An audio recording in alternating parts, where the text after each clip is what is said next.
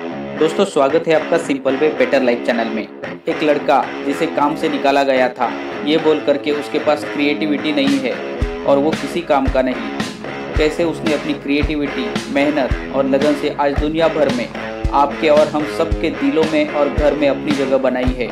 आइए देखते हैं इस इंसान की सच्ची कहानी।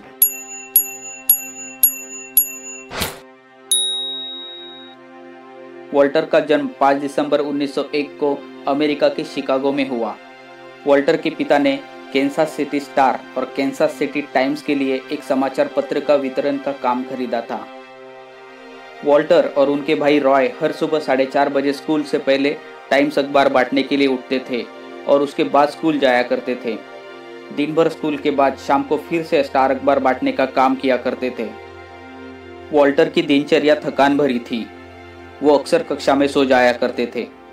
इस वजह से उनके खराब ग्रेड भी आते थे, लेकिन फिर भी उन्होंने अपनी घर की परिस्थिति की वजह से 6 साल से अधिक समय तक अपना ये काम जारी रखा। उन्होंने Kansas city art of institute में शनिवार के पाठ्यक्रम में भाग लिया और कार्टूनिंग में भी एक बाहर से कोर्स ज्वाइन किया। उन्हें रेलगाड़ियों से विशेष लगाव था। अखबार के साथ साथ वॉल्टर रेलगाड़ियों में स्नैक्स भी बेचा करते थे। वॉल्टर 16 साल की उम्र में हाई स्कूल से बाहर हो गए। प्रथम विश्व युद्ध की वजह से उनकी प्रगति जैसे रुक सी गई थी। युद्ध में उन्होंने फ्रांस और जर्मनी में अमेरिकन रेड क्रॉस के लिए एक एम्बुलेंस चलाने का भी काम किया। प्रथम विश्व युद्ध खत्म होने के बाद 1919 में उन्होंने एक अखबार के लिए काम करना शुरू किया, लेकिन अखबार के लिए काम करते समय अखबार के संपादक ने उन्हें काम से निकाल दिया। अखबार के मालिक का कहना था कि वॉल्टर के पास कल्पना की कमी थी और उनके पास अच्छे विचार नहीं थे। वो उनके लिए किसी काम का नहीं था। वो दूसरे काम ढूंढते रहे, लेकिन कहीं भी उन्हें काम नहीं मिला। 1922 में उन्होंने लाफोग्राम नाम का एक फिल्म स्टूडियो खोला, लेकिन वो भी पैसों की कमी की वजह से बंद करना पड़ा। आखिरकार 1923 में वो हॉलीवुड चले गए और अपने भाई रॉय के साथ एक दूसरा स्टूडियो बनाया। उन्होंने एनिमेटेड कार्टूनों की कई शॉर्ट फिल्में बनाई, लेकिन उससे भी वो ज़्यादा खुश नहीं थे। वो लगातार सोचते रहते थे और उन्होंने तभी Oswald the lucky rabbit character बनाया। 1927 में उन्होंने ओसवाल्ड रैबिट पे एक पूरी सीरीज बनाई। ओसवाल्ड बच्चों में जल्दी से हिट हो गई। वो उनके लिए एक बड़ी सफलता थी। कई सारी परेशानियां और असफलताएं सहने के बाद आखिर अब जाके उनकी क्रिएटिविटी को लोग पसंद करने लगे थे। ओसवाल्ड, जो कि कार्टूनिंग व्यवसाय में उनकी पहली बड़ी सफलताओं में से एक थी, उस समय उन्हें अपनी फिल्मों की कमाई पर केवल 20% ही फायदा मिलता था, लेकिन फिर भी वो खुश थे। पर उनकी ये खुशी और सफलता ज़्यादा दिन तक टिक नहीं पाई। अगले ही साल उन्हें एक और बड़ा झटका लगा जब उनके निर्माता ने ओसवाल्ड कैरेक्टर को चुरा लिया और उनकी एनिमेशन टीम को भी लालच देकर अपने साथ कर लिया। इस वजह से वॉल्टर ने ओसवाल्ड पर अपना अधिकार खो दिया। इन सब झटकों के बाद भी इस इंसान ने हार नहीं मानी। इतना सब होने के बाद, जबकि अधिकांश लोग अपने बैग पैक करते हैं और रोते हुए घर लौटते हैं या कम मजदूरी के लिए काम करते हैं, इस निडर युवा ने अपनी मेहनत और लगन से अपने सबसे सफल और बच्चों का सबसे चहेता कार्टून कैरेक्टर मॉर्टिमर माउस को बनाया, जो कि आज मिकी माउस नाम से जाना जाता है। कई सारी असफलताओं के बाद सही मायने में मिकी माउस उनकी सफलता की शुरुआत थी। क्या आप जानते हैं मिकी माउस को बनाने वाले वॉल्टर कौन है? जी हाँ, ये अद्भुत व्यक्ति और कोई नहीं, प्रसिद्ध उद्योगपति, कार्टूनिस्ट, एनिमेटर, कैरेक्टर आवाज के बादशाह और फिल्म निर्माता वॉल्ट डिज्नी है। आज आप, हम और बच्चों से लेकर बड़ों तक हर कोई अपने घर में टेलीविजन पे मिकी माउस और डिज्नी स्टूडियो ने बनाए गए कई कार्टून देखते हैं और पसंद भी करते हैं। ये सारे ज़्यादातर कार्टून इनके वॉल्ट डिज्नी स्टूडियो से ही बन के आते हैं।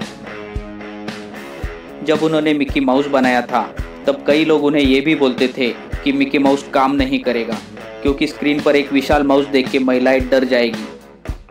खैर, महिलाएं डरी तो नहीं, क्योंकि इस माउस ने आज भी दुनिया भर में अपनी कहानी को स्क्रीन पर साझा करना जारी रखा है। उसके बाद उनका ये सफ़र जारी रहा। उन्होंने मिकी माउस जैसे कई सारे और कार्टून कैरेक्टर बनाए। डोनाल्ड डक कैरेक्टर वाली फिल्म को हजारों सिनेमाघरों में दिखाया गया और यहाँ तक कि एकेडमी अवार्ड के लिए नामांकन भी मिला। बाद में काम बढ़ने की वजह से वो कभी कभी तनाव में आ जाते थे। क्योंकि वॉल्टर को ट्रेनों के प्रति आकर्षण था, उन्होंने अपनी नौकरी के तनाव से दूर होने के लिए एक ट्रेन का छोटा मॉडल बनाया जो कि रियल ट्रेन जैसी ही दिखती थी और चलती भी थी। जहां वो रहते थे वहां उन्होंने अपने घर के चारों ओर अपनी छोटी रेल के लिए आधा मील की पटरी भी बिछाई। वो एक ट्रेन इंजीनियर के कपड़े पहनते थे और मेहमानों को अपने रेल की सवारी कराते थे। उनके सपने यहीं पे नहीं रुके। उसके बाद वॉल्टर ने अपने स्टूडियो के पास एक छोटा मनोरंजन पार्क बनाने का इरादा किया। हालांकि उनकी यह योजना जल्द ही बड़ी और अधिक महत्वाकांक्षी हो गई, पर उनकी इस योजना को 300 बार खारिज कर दिया गया। जी हाँ दोस्तों, उनकी इस योजना को 300 बार खारिज कर दिया गया था, ये बता के कि ऐसा पार्क कौन देखने आएगा और इसका खर्चा भी नहीं निकल पाएगा। फिर भी वो अपना पार्क बनाने का सपना सच करने के पीछे लगे रहे और 1953 में उन्होंने एक बड़े पैमाने पर थीम पार्क विकसित करने के लिए एक टीम बनाई, जिसने 160 एकड़ में पार्क बनाया, जिसे आज डिज्नी वर्ल्ड के रूप में जाना जाता है। वॉल्टर पार्क में समय बिताने का आनंद लेते थे और वहाँ उनका एक छोटा घर भी है। ट्रेनों के लिए उनका जुनून डिज्नीलैंड में भी दिखाई देता है। डिज्नी ने आज तक सर्वाधिक व्यक्तिगत 22 ऑस्कर पुरस्कार जीते हैं और 59 नामांकन भी हासिल किए। ये आज तक का एक रिकॉर्ड है जिसे कोई भी नहीं तोड़ पाया और आज भी ये सिलसिला जारी है। वॉल्टर ने अपने जीवन में कई सारी असफलताएं देखी, लेकिन इतनी सारी असफलताओं को उन्होंने अपने ऊपर हावी नहीं होने दिया। अपने सबसे कठिन समय के वक्त भी वो मजबूती से खड़े रहे। आज एक भी व्यक्ति नहीं है जो डिज्नी को नहीं जानता या उसने डिज्नी का नाम नहीं सुना हो।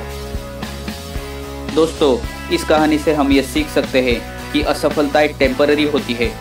हम अपनी मेहनत और लगन से कुछ भी और सब कुछ हासिल कर सकते हैं। चिंताओं को भूले, अपने लक्ष्य पर ध्यान केंद्रित करें, खुश रहें।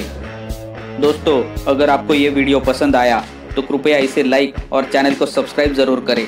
इस वीडियो के बारे में अपने विचार हमें कमेंट्स में बताएं। नए वीडियो के नोटिफिकेशन पाने के लिए बेल आइकन पर भी क्लिक करें। धन्यवाद। जय हिंद।